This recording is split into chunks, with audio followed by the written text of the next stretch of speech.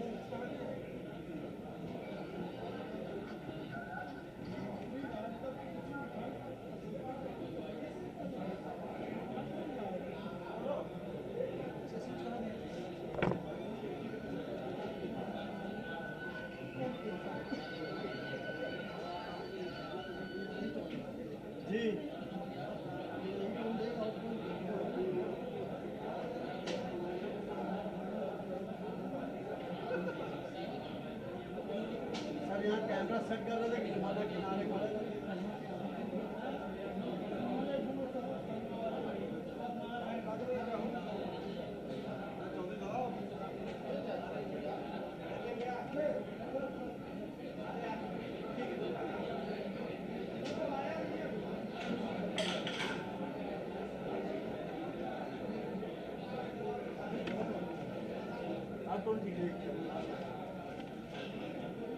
उसको लेके जाएंगे अंदर। अब वो कह रहे ट्राइपॉड वगैरह सब लेके आओ, तो कैसे कैसे लेके आए बताओ, यहाँ जगह कोई मिलेगी? अगर मान लीजिए साइज आ रही, ये साइज ये आ रहे, बताइए।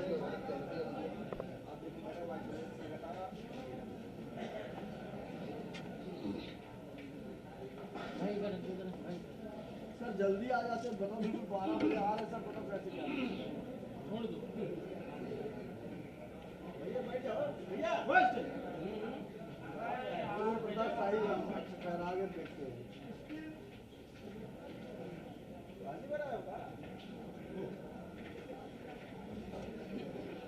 अरे तो हम कहते हैं ना उसको, हम बोल आवाज जा रही है।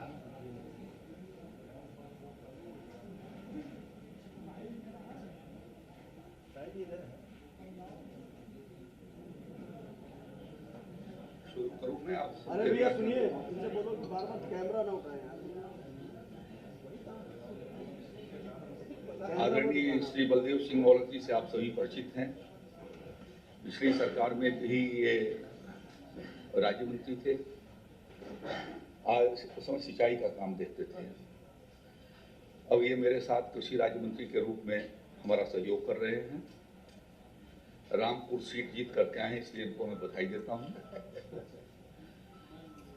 हमारे प्रमुख अपर मुख्य सचिव डॉक्टर देवेश चतुर्वेदी से भी आप लोग चिर परिचित हैं, ऐसा मैं समझता हूं। हमारे अनुराग यादव कृषि और कृषि शिक्षा अनुसंधान विभाग के सचिव के पद पर कार्यरत हैं। निदेशक श्री विवेक सिंह यहाँ पर उपस्थित हैं। कृषि क्षेत्र के भीतर 100 दिन के भीतर के उपलब्धियों को मैं आपके बीच में रखने जा रहा हूँ। हाँ, प्रधानमंत्री आदरणीय श्री नरेंद्र मोदी जी के नेतृत्व और मार्गदर्शन में किसानों के खुशहाली और समृद्धि के लिए योगी आदित्यनाथ जी की सरकार प्रतिबद्ध है।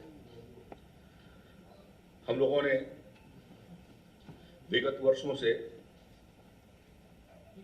किसान कल्याण मिशन के रूप में अभियान चला करके हमने ये प्रयास किया कि किसानों की कठिनाइयों का समाधान किया जाए और उनको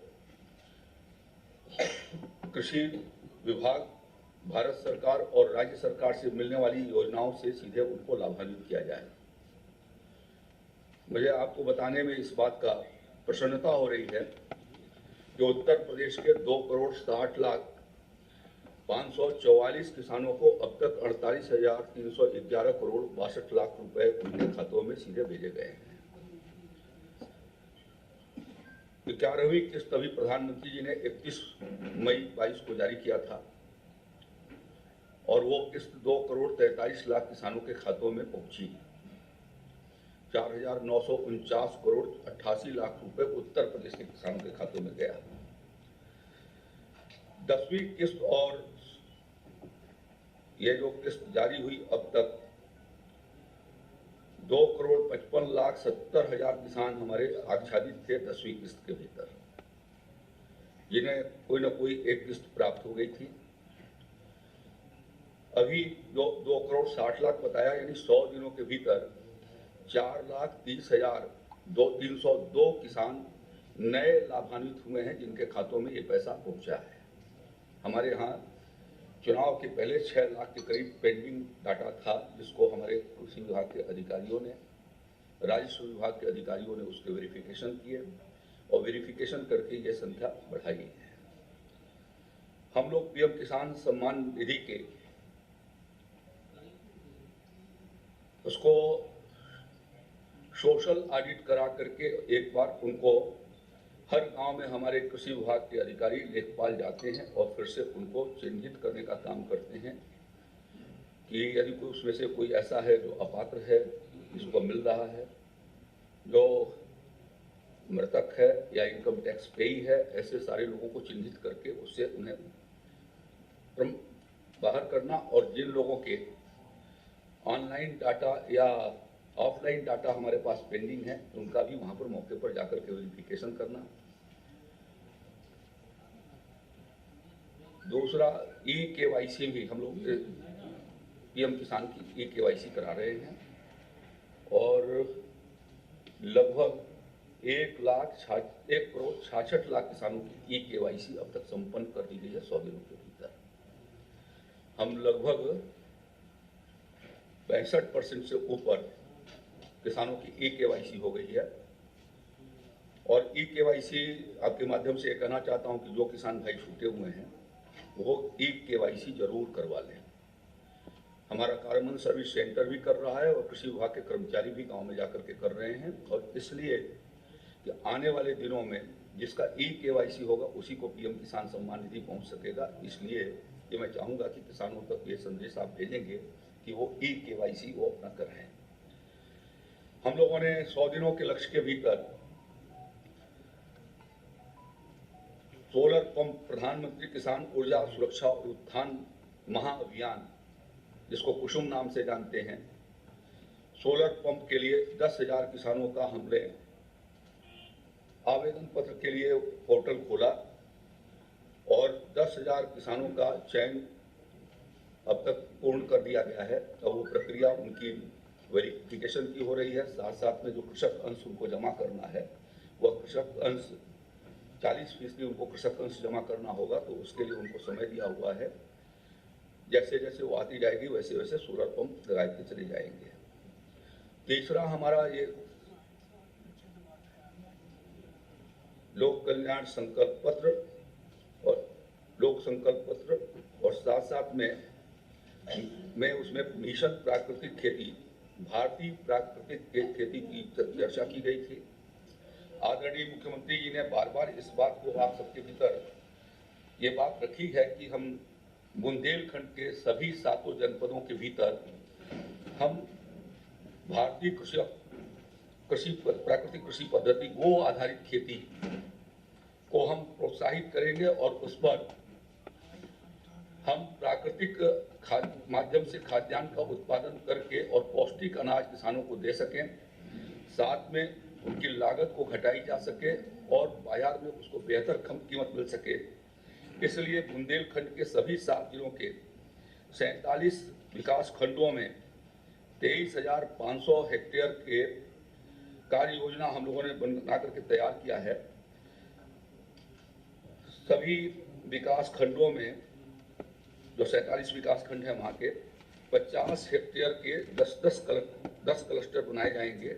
इस तरीके से 417 क्लस्टर में उनकी खेती शुरू होगी और उसके भीतर हम लोगों ने लगभग 68 करोड़ रुपए उसको प्रमोशन के लिए, उनको किसानों को प्रशिक्षण किए जाने के लिए, साथ साथ में उनको जो ड्रम और बाकी चीज़ों को उपलब्ध कराया जाता है उसके लिए हम व्यवस्था करेंगे।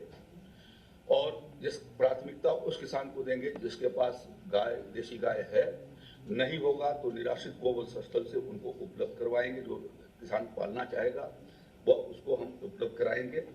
इससे एक तो पौष्टिक अनाज का उत्पादन बढ़ेगा, साथ साथ में जो है वो विषमुक्त खेती से उनको मुक्ति मिलेगी और जो निराश्रित गोवंश की समस्या है उस समस्या का इस योजना के माध्यम से समाधान हो सकेगा। इसी प्रकार से भारतीय प्राकृतिक कृषि पद्धति के भीतर नमामि गंगे कार्यक्रम के अंतर्गत 27 जनपद पहले से थे, 20 जनपद और उसके भीतर लिए जा रहे हैं। हम लोगों ने प्रस्ताव भारत सरकार को भेजा है।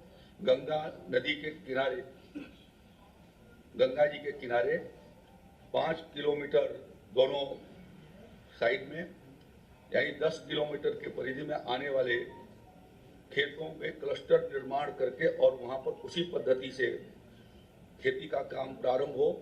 इसके लिए हम लोगों ने एक योजना भारत सरकार के पास भेजी है, जिसमें 85,710 हेक्टेयर के 1714 क्लस्टर बनाए जाएंगे और लगभग 1,70,000 किसानों को हम उस योजना के माध्यम से आच्छादित कर सकेंगे। यह अभियान भी पौष्टिक पोषाहार लोगों को सुलभ हो सके उस दिशा में मदद करेगा और साथ साथ में कीमतें भी उनकी अच्छी आ सकेंगी। इसके लिए हम लोगों ने सीमा रहमान खेड़ा जो हमारा ट्रेनिंग सेंटर है, इसी 100 दिन की अवधि में हम लोगों ने 202 अधिकारी, वैज्ञानिक और किसान, जो किसान इसको कर रहे हैं वो वैज्ञानिक जिनको आगे इस काम को करना है और जनपद स्तरीय समूह क्लास 2 के अपने अधिकारियों के साथ हम लोगों ने उसकी एक ट्रेनिंग प्राकृतिक खेती से कराई है, जिसमें 202 लोग पार्टिसिपेट किए और उनको मास्टर ट्रेनर के रूप में हम लोगों ने ट्रेनिंग कर दी है। इसके अलावा सभी जनपदों के भीतर जो हमारे नीचे के कर्मचारी हैं उसमें से उसको चयनित करके और जो मास्टर ट्रेनर थे उनको जा करके फील्ड पर कैसे वो मास्टर ट्रेनिंग कर सकेंगे उसका भी प्रशिक्षण उनको दिया जा चुका है। अभी हमारे 35 किसान और 20 अधिकारियों का, जिसमें हमारे कृषि विभाग के अधिकारी थे, उद्यान और पशुपालन के थे, इन लोगों को महाराष्ट्र के बारामती जनपद के भीतर जहां पर गो आधारित खेती पालेकर जी के द्वारा कराई जा रही है, वहां उसकी जानकारी और प्रशिक्षण के लिए हम लोगों ने वहां पर भेजा था और वो वहां से प्रशिक्षण करके आए हैं। हम लोगों ने ये तय किया है कि इस प्राकृतिक खेती के माध्यम से जो प्रदेश के 133 राजकीय कृषि प्रक्षेत्र हैं, कृषि विभाग के जो बीज उत्पादक क्षेत्र हैं, वहां पर जिनका रकबा 20 हेक्टेयर से कम है वहां पर 1 हेक्टेयर, और जिनका 20 हेक्टेयर से ऊपर है उनके यहाँ 2 हेक्टेयर फील्ड पर गो आधारित खेती की जाएगी। इसी प्रकार से सभी 5 कृषि विश्वविद्यालयों को एक एकड़ के भीतर, और जितने भी हमारे 89 कृषि विज्ञान केंद्र हैं उनको भी हम लोगों ने ये निर्देश दिए हैं कि वो प्राकृतिक खेती के आधार पर जो है वो अपने यहाँ एक मॉडल तैयार करें जहाँ पर किसानों को दिखलाया जा सके, किसानों को प्रशिक्षित किया जा सके। और इस दृष्टि से हम लोगों ने एक इसकी व्यवस्था बनाई है कि जिससे कि वो किसान के खेतों पर खरीफ के सीजन में हम आगे के दिनों में उसको उतार सकें। अभी 27 जून को ताज होटल में विश्व बैंक के साथ एक 2 दिवसीय जो है वो कार्यशाला का आयोजन हुआ था, जिसमें गुजरात के जो हमारे महामहिम राज्यपाल आचार्य देवव्रत जी हैं, जो इसके विशेषज्ञ हैं, उस कार्यक्रम के भीतर आदरणीय मुख्यमंत्री जी भी थे, मैं भी वहाँ पर उपस्थित था, और वैज्ञानिक जो गो आधारित प्राकृतिक खेती कर रहे हैं ऐसे किसान, साथ में जो है जो मार्केटिंग में लगे हुए हैं वो एफपीओ के लोग और विश्व बैंक के लोग वहां पर उपस्थित थे। एक परियोजना उस संदर्भ में भी हम लोगों ने उत्तर प्रदेश सरकार ने सबमिट किया है, जो कि भारत सरकार के ऊपर के पास पहुंची हुई है। तो वह एक तरीके से किसान से लेकर के उद्यमी तक और वैज्ञानिक तक सबका वो 2 दिवसीय कार्यशाला 27 और 28 जून को यहाँ ताज होटल में संपन्न हुई। चौथा हमारा ये लक्ष्य था, पंडित दीनदयाल किसान समृद्धि योजना के माध्यम से जो अकृषक भूमि है, जहाँ पर खेती की बारी नहीं होती है, बीहड़ हैं, बंजर हैं, परती हैं, वहाँ पर भूमि सुधार के कार्यक्रम चला करके और उनको खेती योग्य बनाया जाए, और उस जल भराव के क्षेत्रों का उपचार करके वाटर शेडिंग वहाँ पर बनाई जाए, उनको मध्यम श्रेणी के और खेतों के बंद टाइप के बंधों का निर्माण किया जाए, जहाँ आवश्यकता है वहाँ पर मार्जिनल बांध बनाए जाए, बेंच और टेरसिंग की जाए, और जल संचयन के लिए छोटे छोटे जो है वो बंदियाँ बनाई जाएं। तो ये लैंड डेवलपमेंट से लेकर के कंट्रोल बंद और चेक डैम के माध्यम से जमीन को ठीक किया जाना, और वहाँ आगे वाले दिनों में, अगले वर्षों में जब वो ठीक हो जाता है तो वृक्षारोपण और फल का संयोजन करके साथ साथ में दलहन और तिलहन की खेती करके कृषि वानिकी को आगे बढ़ा करके और उद्यान औद्यानिक खेती, साग सब्जियों और फलों की खेती को हम आगे बढ़ाएंगे। और इसके लिए हम लोगों ने 2,19,250 हेक्टेयर के भीतर अगले 5 साल की कार्य योजना बना करके, जिस पर 602 करोड़ 68 लाख रुपए व्यय होंगे, माननीय मंत्रिपरिषद ने उस पर अपनी सहमति दे दी है, और हम उसको आगे, इस अभियान को आगे की ओर बढ़ा रहे हैं। तो हमने ये लक्ष्य रखा था कि हम इसको 100 दिन के भीतर ये प्रोजेक्ट बनाएंगे, बना करके हम लोगों ने सबमिट कर दिया, मंत्रिपरिषद का इसके ऊपर सहमति प्राप्त हो गई। इसका व्यय जो है वो राज्य सेक्टर से किया जाएगा। बुंदेलखंड का जो हमारा परियोजना जिसके बारे में हमने चर्चा की है, और राज्य पोषित जो है वो बुंदेलखंड के 7 जनपदों के भीतर 47 विकास खंडों में हमारी जो है वो यह भारतीय कृषि पद्धति के अनुसार खेती के कार्यक्रम वहाँ पर चलाए जाएंगे। गत वर्षों जो पिछले 5 साल हमारे थे, उस 5 साल में हम लोगों ने 1,57,190 हेक्टेयर जमीन को हमने खेती योग्य बनाया है। उस पर राज्य सरकार ने 332 करोड़ रुपए व्यय करके और उसको ठीक किया है। इस योजना के भीतर जो जिनको लैंड अलॉटमेंट होता है, खासतौर पर वो बंजर नदियों के किनारे ही अलॉटमेंट हो जाता है, जहाँ पर खाली जमीन है, उनका, अनुसूचित जाति और जनजाति के लोगों का, और लघु सीमांत और सीमांत कृषकों के भूमि को प्राथमिकता दिया जाएगा इस योजना के भीतर, भूमि सुधार के भीतर। यह सामान्य वर्ग का खेत उस परियोजना के भीतर आता है तो उसको भी हम लोग उसके भीतर सम्मिलित करेंगे। हमारे कृषि कल्याण केंद्र 54 बन करके तैयार हैं, जिस पर 41 करोड़ 60 लाख रुपया जारी करके और उनको पूर्ण कराया गया है। राज्य के भीतर हमने 336 कृषि कल्याण केंद्र स्वीकृत किए थे, 184 उसमें से क्रियाशील हैं।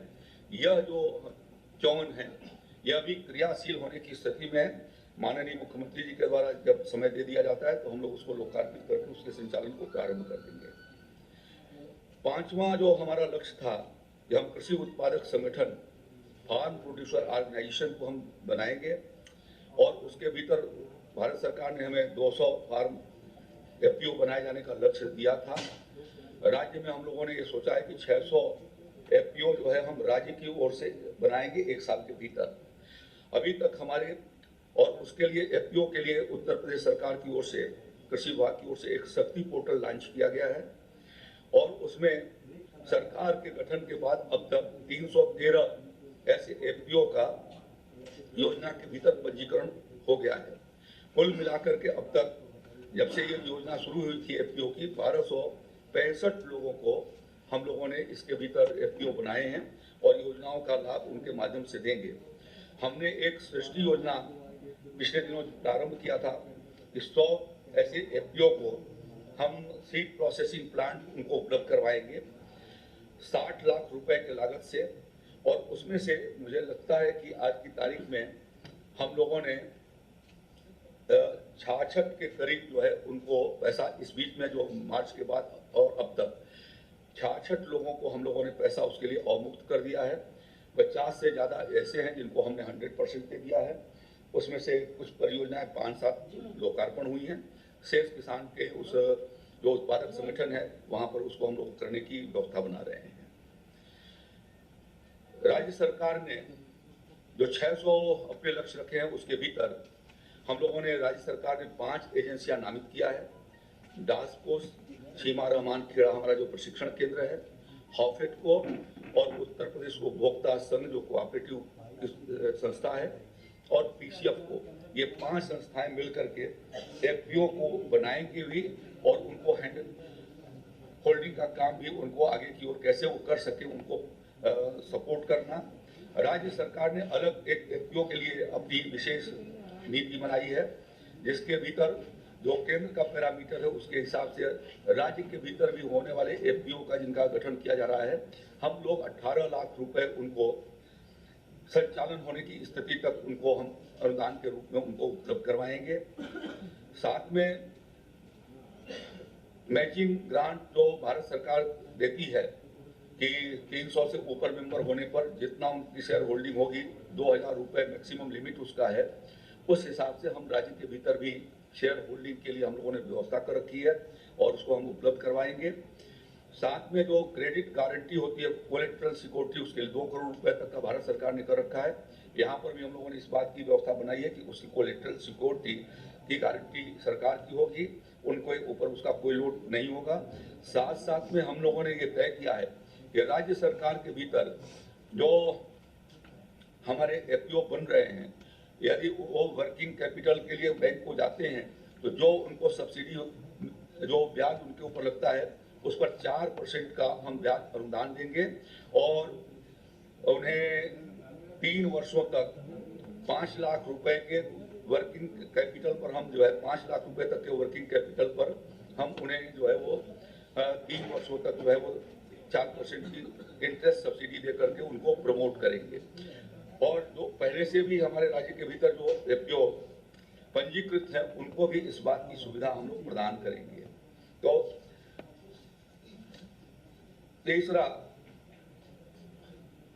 हमारे यहाँ एक विशेष रूप से बुंदेलखंड के भीतर खेत तालाब योजना हमारी चलती है और इस साल हम लोगों ने सरकार बनते ही उसके लिए पोर्टल खोल दिए और अब तक 10,000 का टारगेट दे करके हमने पोर्टल के ऊपर 9,000 आवेदक अब तक हमारे पास आवेदन पत्र पोर्टल पर कर डाले हैं।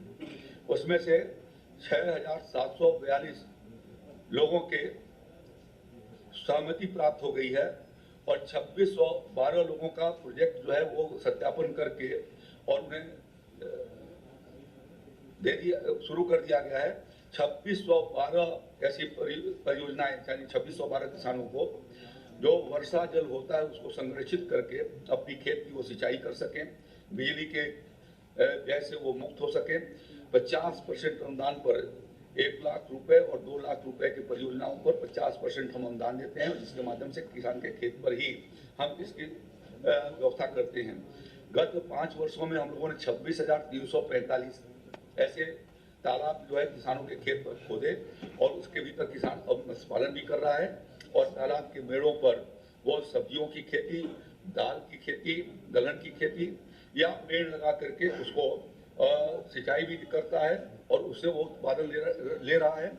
जहाँ खरीफ की सिंचाई में मदद होती है वहीं पर उनको रबी की 1 से लेकर के 2 सिंचाई उससे उपलब्ध हो रही है और मत्स्य पालन के माध्यम से अतिरिक्त उनको जो है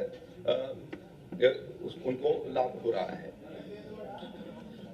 हमारी लंबित परियोजनाओं को पूरा करने का हम लोगों ने लक्ष्य रखा था और उसके भीतर राजकीय कृषि विद्यालय बुलंदशहर जो 19 करोड़ 90 लाख रुपए की हमारी परियोजना है, जहाँ प्रचार प्रसार और प्रशिक्षण का कार्य पश्चिमी उत्तर प्रदेश का किया जाता है, वह राजकीय महाविद्यालय बुलंदशहर का भवन पूर्ण हो चुका है। इसी तरीके से देवरिया में कृषि यंत्रों के जो आजकल आधुनिक कृषि यंत्र आए हैं उनके ट्रेनिंग के प्रशिक्षण के लिए एक हम लोगों ने सीमा रामानखेड़ा का सब सेंटर खोला है, जिस पर 4 करोड़ 80 लाख रुपए हमने प्रस्तावित रखे थे। उसका भी निर्माण करके जो है वो लोकार्पण करने की स्थिति के लिए तैयार है। राजकीय कृषि प्रक्षेत्र हमारे यहाँ के जो 3 बड़े राजकीय कृषि प्रक्षेत्र रहे हैं, रहीमाबाद, कटिहार और कासिमाबाद हरदोई, इनको हमने अवस्थापना सुविधा, वहाँ पर ट्यूबवेल लगाए जाने और उनकी बाउंड्री बनाए जाने, वहाँ पर फार्मर्स हॉस्टल के लिए हमने 22.5 करोड़ रुपए की परियोजना उनको स्वीकृत किया था। ये तीनों परियोजनाएं हमारी पूर्ण हो गई हैं और उनका लोकार्पण जो है वो करने के लिए हम तैयारी की स्थिति में हैं। इसी तरीके से हमारा रामानखेड़ा का centre of excellence 17 crore 72 lakh रुपए की परियोजना हमने उसके लिए बनाई थी, वह भी पूरा हो गया है। वह भी माननीय मुख्यमंत्री जी के हाथों कभी किसी समय लोकार्पण किया जा सकता है। 54 कृषि कल्याण केंद्रों के बारे में 41 करोड़ 60 लाख रुपए की चर्चा मैं पहले कर चुका हूँ। इसी तरीके से बीज की विधायन की क्षमता उत्तर प्रदेश में बढ़ सके, इस दृष्टि से हम लोगों ने और किसानों के द्वारा उत्पादित बीज का भी प्रोसेसिंग करके उससे बीज तैयार किया जा सके, इसके लिए हम लोगों ने जालौन के भीतर 40,000 क्विंटल क्षमता का 7 करोड़ 55 लाख रुपए से वहां पर नया संयंत्र लगाया है। वह भी जल्दी ही उसका शुभारंभ हो जाएगा, जिससे कि इसके कार्य को हम प्रारंभ कर सकेंगे। हमारे पास कृषि और शिक्षा अनुसंधान विभाग भी साथ साथ में है।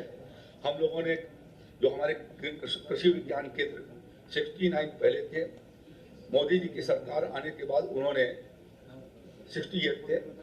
मोदी जी की सरकार आने के बाद उन्होंने 21 कृषि विज्ञान केंद्र उत्तर प्रदेश को दिए। उस 21 विज्ञान केंद्रों में जब समाजवादी पार्टी की सरकार थी तो उन्होंने उनको लिए भूमि उपलब्ध नहीं कराया और वो इंतजार करते रहे। उसमें से एक भी का भूमि उत्तर प्रदेश की सरकार ने, तत्कालीन उत्तर प्रदेश की सरकार ने नहीं दिया। योगी आदित्यनाथ जी की सरकार ने किसानों के हित के संवर्धन की दृष्टि से और उनको प्रशिक्षण मिल सके और सीधे वैज्ञानिकों के साथ अपने जनपद में जुट सकें और वहां से आधुनिक खेती और तकनीकी पूर्ण ढंग से कैसे किया जाए, इसके लिए सभी कृषि विज्ञान केंद्रों को 21 कृषि विज्ञान केंद्रों को भूमि उपलब्ध करवाई। मुझे इस बात के लिए प्रसन्नता हो रही है कि हमारे 21 कृषि विज्ञान केंद्रों में से लगभग 17 पूर्ण होने की स्थिति, पूर्णता की ओर पहुंच गए हैं। हमारे उसका तो लोकार्पण हम लोगों ने चुनाव के पहले ही कर दिया था। अब उनको उसमें से हम कुछ को अभी लोकार्पित करने वाले हैं, जिसकी चर्चा मैं आगे करूंगा। हम लोगों ने उस कृषि विज्ञान केंद्रों को, ये सभी 89 कृषि विज्ञान केंद्र, जिसके भीतर उत्तर प्रदेश कृषि विश्वविद्यालयों द्वारा संचालित, राज्य सरकार के द्वारा संचालित, जो केंद्र सरकार के ICR के हैं उनका 9 उनके संस्थान हैं और साथ में जो है NGO के द्वारा कुछ चलाए जाते हैं उनको, ये कुल मिलाकर के 89 को हम लोगों ने किसानों के हित की जवाबदेही जोड़ते हुए और कैसे किसानों की आय में वृद्धि किया जा सके और साथ साथ में उनका वैल्यू एडिशन कैसे कर सकें, इसके लिए हम लोगों ने व्यवस्था करते हुए जो हमारी एक संस्था उपकार है, उत्तर प्रदेश कृषि अनुसंधान परिषद, उसको हम लोगों ने नोडल के रूप में, नोडल डिपार्टमेंट के रूप में उनको नोडल एजेंसी तय किया है और इस 1 महीने के भीतर 89 जो हमारे कृषि विज्ञान केंद्र रहे हैं उनकी आगामी दिनों की कार्य योजना के संदर्भ में मैंने खुद जो है वो कृषि भवन में और हमारे एसीएस भी रहे हैं। 2 विश्वविद्यालय वालों में तो हमारे कृषि उत्पादन आयुक्त महोदय भी उसके भीतर थे, माननीय मंत्री जी भी, हमें लगता है कि 2 कृषि विश्वविद्यालयों के भीतर जो बैठक हुई थी, हमने 2 चरण में उसको किया। एक जिसमें आचार्य नरेंद्र देव और मादा कृषि विश्वविद्यालय और साथ में जो है उस इलाके में आने वाले जो एनजीओ के थे और आईसीआर के संस्थान थे, सबको एक साथ बैठा करके, और कल जो है मैंने सरदार वल्लभ भाई पटेल और चंद्रशेखर आजाद कृषि विश्वविद्यालय कानपुर दोनों और सुभाष जो है वो नैनी और आईसीआर की इस क्षेत्र के भीतर आने वाले संस्थान और साथ साथ में एनजीओ, इस तरीके से 89 के साथ बैठ करके उनकी कार्य योजना तैयार करा दी है। सबको इस बात के लिए निर्देश दिया है कि आप 1 एकड़ का मॉडल आप अपने फील्ड पर भारतीय प्राकृतिक कृषि पद्धति से आप बनाएंगे, उसका काम शुरू करेंगे। और ये हम लोगों ने तय किया है कि उनको हम एक देशी गाय साहीवाल उपलब्ध होगी तो साहीवाल, अन्यथा अन्य गाय देंगे। वो प्रक्रिया हमने चालू कर दी है, 20-25 के पास पहुंच गई है और जल्दी ही हम उसको इसी जुलाई महीने के भीतर उनको हम सबको देशी गाय से जोड़ देंगे, जिससे गोबर गोमूत्र के आधार पर खेती को प्रारंभ करा करके और जो एक किसानों की लागत को घटाए जाने के लिए और उनको पौष्टिक आहार मिल सके देश और प्रदेश की जनता को, इसके लिए हम लोग व्यवस्था करेंगे। हम लोगों ने 18 कृषि विज्ञान केंद्रों पर सेंटर ऑफ एक्सीलेंस भी उत्कृष्टता केंद्र हम लोगों ने तय किया है। सरदार वल्लभ भाई पटेल के 6 केवीके को, चंद्रशेखर आजाद कृषि विश्वविद्यालय के 4 केवीके को, आचार्य नरेंद्र देव कृषि विश्वविद्यालय के 6 केवीके को, मादा कृषि विश्वविद्यालय के 2 केवीके, इस तरह से 18 कृषि विज्ञान केंद्रों को हमने सेंटर ऑफ एक्सीलेंस के लिए 50 लाख रुपए उनको जारी कर दिए हैं और उस पर से 50% से अधिक काम जो है वो पूरा होने की स्थिति में है। और उन्हें इस बात को कहा है कि वो विविध प्रकार के जो फसलें हैं, हर सेंटर ऑफ एक्सीलेंस अपने में विभिन्न प्रकार अलग अलग उत्पादों के लिए वो विशिष्टता बनाएगा और उसकी व्यवस्था करेगा। साइंटिफिक तरीके से उनकी खेती कैसे हो, किसानों को ला करके दिखलाएगा, उनको प्रशिक्षित करेगा। ऐसे तरीके से हम लोगों ने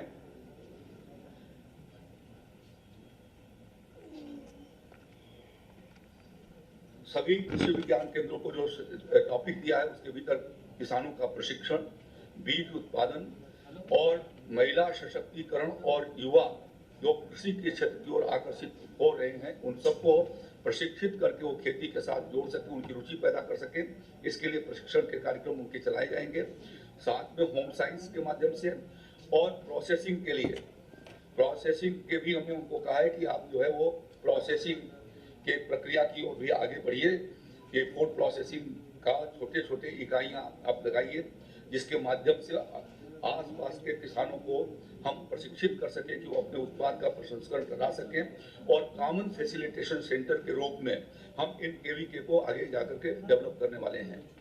हमारे 4 कृषि विज्ञान केंद्रों का प्रशासनिक भवन अभी पूर्णता की स्थिति में है 100 दिन के भीतर, जिसका लोकार्पण उसमें से 2 का तो माननीय केंद्रीय मंत्री जी करेंगे, श्री नरेंद्र तोमर जी, जबकि उन्होंने 12 तारीख की को तारीख दिया है, लेकिन कैबिनेट डे होने के नाते मैंने उनसे अनुरोध किया है कि थोड़ा इसको आगे पीछे किया जाए।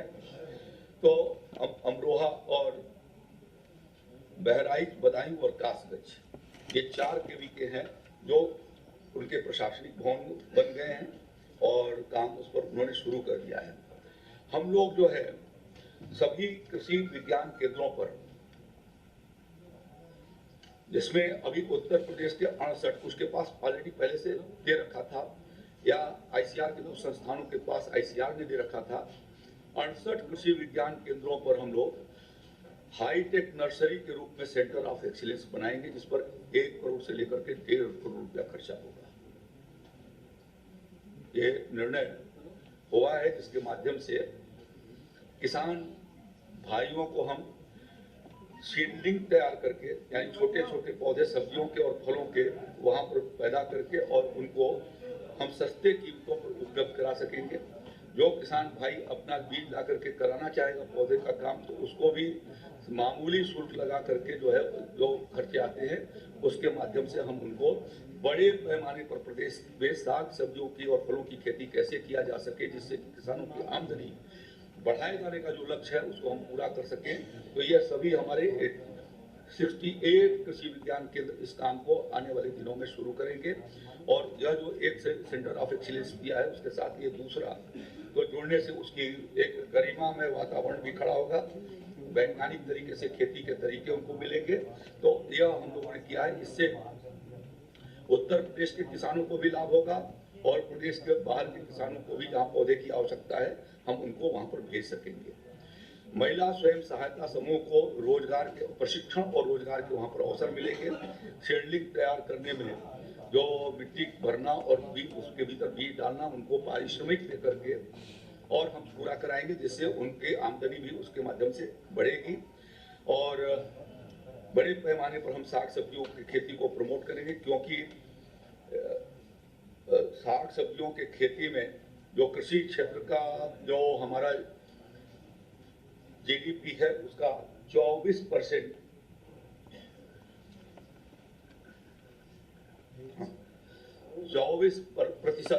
साग सब्जियों से इनकम आती है। तो इसलिए एक व्यापक कार्य योजना माननीय मुख्यमंत्री जी के निर्देश पर हम लोगों ने तैयार किया है जो उनको मिलने वाला है। हम 32 ड्रोन के लिए भारत सरकार से हमने अनुरोध किया है कि हमें 32 ड्रोन दे। हमारे दो कृषि विश्वविद्यालयों को 2 मिलेगा, 9 ICR के संस्थानों को 2 मिलेगा और 10 कृषि विज्ञान केंद्रों पर ड्रोन जाएगा जिसके माध्यम से हम डिमॉन्स्ट्रेशन कराएंगे, उनको किसानों को अपने फील्ड पर कराएंगे और साथ साथ में किसानों के खेत पर कराएंगे जिससे कि कम फर्टिलाइजर, कम पेस्टिसाइड और कम लागत में कम पारिश्रमिक में उनका काम पूरा हो सके। हम लोगों ने प्राथमिकता दिया है कि दलहन और तिलहन की खेती और मक्के की खेती और मोटे अनाज की खेती अगले सालों में हम बढ़ाएंगे और बढ़ा करके उस काम को पूरा करेंगे। हमारे पास पर्याप्त मात्रा में इस समय यूरिया उपलब्ध है। 12,66,000 metric ton urea, 3,10,000 metric ton हमारे DAP, 44,000 मेट्रिक टन NPK और 14,000 metric ton MOP, 82,000 metric ton 1,09,000 metric ton हमारे पास जो है वो ये SSP इस उपलब्ध है। कुल मिलाकर के 20,25,000 मेट्रिक टन हमारे पास फर्टिलाइजर आज की तारीख को उपलब्ध है।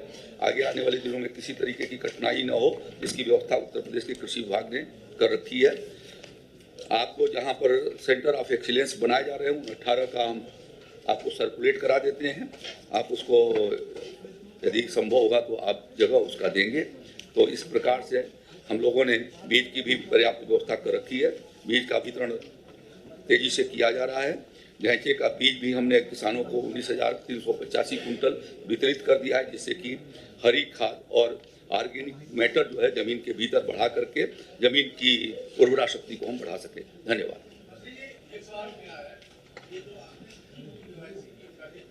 क्या चीज? EKYC। हाँ,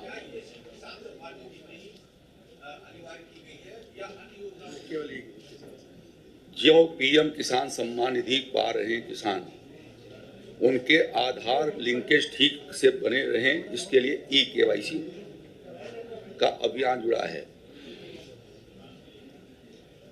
कुछ किसान भाइयों के पंजीकरण 3-3, 4-4 जगह हैं, इसलिए उनको वहां से विमुक्त करके उनको एक ही जगह उनका पंजीकरण होगा। किसी खाते में कोई आधार कार्ड लगा रखा है, किसी में कोई आधार रखा हुआ है और 2 जगहों से वो लाभ किसी तरीके से उठा रहे हैं। तो वो इसके कनेक्ट हो जाने से जो योजना की मंशा है कि एक किसान को वर्ष भर में हम जो है वो 6,000 रुपया 3 किस्तों में देंगे तो उसके वो मंशा उसके भीतर पूर्ण हो जाएगी। हाँ,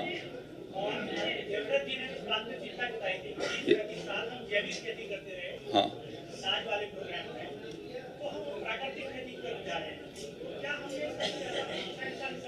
ये जो लोग कर रहे हैं उनका मानना है कि जैविक खेती से ज़्यादा रिजल्ट वो आधारित खेती दे रही है और उसके का सीधा जो है प्रैक्टिकल कुरुक्षेत्र के भीतर आदरणीय आचार्य देवव्रत जी ने अपने फील्ड के ऊपर लगभग 100 एकड़ फार्म पर करके रखा है और आज उनका पूरा खेती जो है गो आधारित खेती के आधार पर किया जा रहा है। 550 किसान यहाँ भी कर रहे हैं, प्रदेश में भी 550। उत्तर प्रदेश के भीतर 5,500 किसान जो हम लोगों ने अभियान पिछले वर्षों में चलाया है और हमारी जो एक संस्था है लोक भारती, उनके माध्यम से और कृषि विभाग के प्रयासों से, कुछ हमारे केवीके के प्रयासों से और कुछ जो है हमारे अधिकारियों के प्रयासों से 5,000 किसान अभी प्रदेश के भीतर गो आधारित खेती कर रहे हैं, जिनका आने वाले दिनों में हम संख्या बढ़ा करके 2 लाख तक ले जाना चाहते हैं। अब एक एक बोलेंगे तो हम जवाब दे सकते हैं। अगले विभाग मेरे पास देखिए, आज गन्ना वाले वेट कर रहे हैं। आज राष्ट्रपति की हमारी प्रत्याशी क्या है,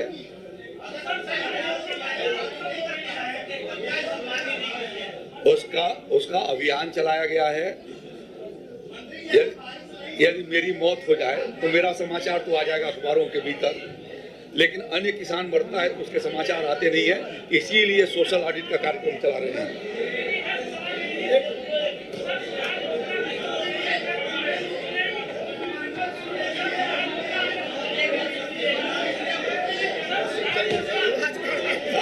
आज मैं ये देख रहा हूँ कि असेंबली से भी जो है, असेंबली को भी आप लोगों ने झूठा कर दिया है। आप बताइए प्लीज। हाँ देखिए, आराम से पहले वो बोल रहे हैं, पहले उनको सुनिए। आप बोलिए। एक करके उन 4 लोगों के सवालों का जवाब दूंगा मैं। नंबर 1 बोलिए।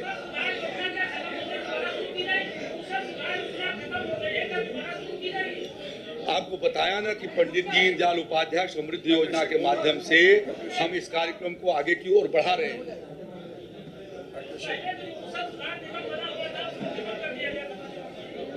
सुधार निगम के जगह पर कृषि विभाग स्वयं कराएगा, क्योंकि हमारे पास उसके विशिष्टता और के विशेषज्ञ हमारे यहाँ हैं।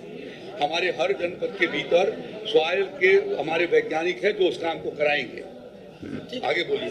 ना रुकिए, यहाँ कोई लेडी बोल रही थी। कौन?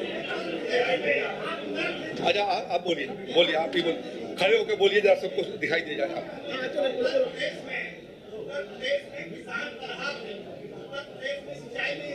किसने कहा आपको कहा किसने ये बात? अभी हम 2 लोकसभा जीत करके आए हैं। अभी 2 लोकसभा, सुनिए, 2 लोकसभा जीत करके आए हैं। समाजवादी पार्टी का गढ़ रहा है, जहां हमें विधानसभा के भीतर और पिछले लोकसभा में हमारे उम्मीदवार नहीं जीत पाए थे। एक का प्रभारी मैं स्वयं आजमगढ़ था और हम आजमगढ़ में कमल खिला करके आए हैं। ये मैंडेट है योगी आदित्यनाथ जी के लिए, ये मैंडेट है आने वाले प्रधानमंत्री मोदी, आदरणीय श्री नरेंद्र मोदी जी के लिए, कि 2024 में उत्तर प्रदेश की जनता ने ठाना है कि हम भारतीय जनता पार्टी की सरकार बनाएंगे।